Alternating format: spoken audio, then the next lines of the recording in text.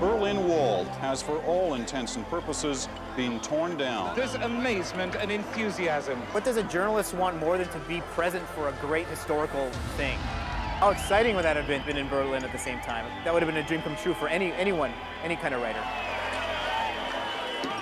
My name is Marcello Di Cintio. I'm an author from Calgary, and I'm the author of the book Walls, Travels Along the Barricades. And for this book, I traveled to places in the world where there are communities living alongside of walls, fences, and other hard barriers to determine what does it mean to live in the shadow of a wall.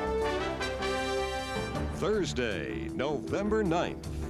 Tonight on The National. I was in high school, so I was probably 16 or 17 years old, and my friends and I, we cut class to watch the news in the janitor's office. He let us sneak in and watch the news on his tiny little TV that he had.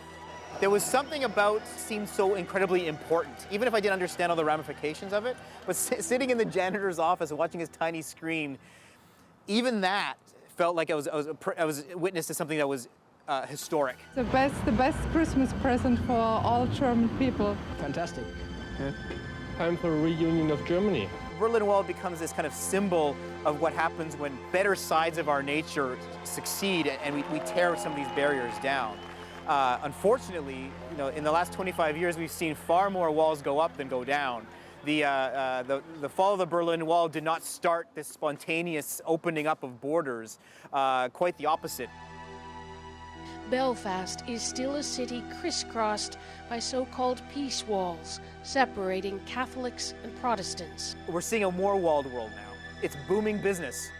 Why put up a wall? There's a lot of reasons. I think the wall signifies, you can see it. It's in a way, it's theatrical.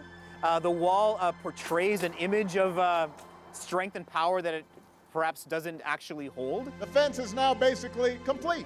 The walls are there to alleviate fear and also to sustain fear of the other when the sustaining of that fear is convenient for governments and political groups. It's much easier to put one of these up than it is to sign a document.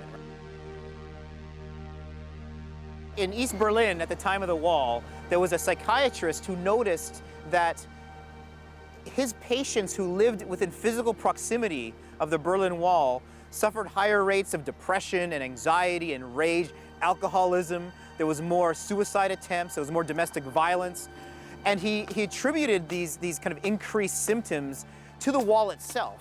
And he coined that the wall disease. And what he thought was that the only cure for the wall disease was to tear the wall down. This was the cure. That euphoria that we all felt in '89, it's unfortunate that we haven't felt it since. The wall disease is still an epidemic, perhaps not in Berlin anymore, but certainly wherever walls rise, I found people suffering some sort of psychological pain from them.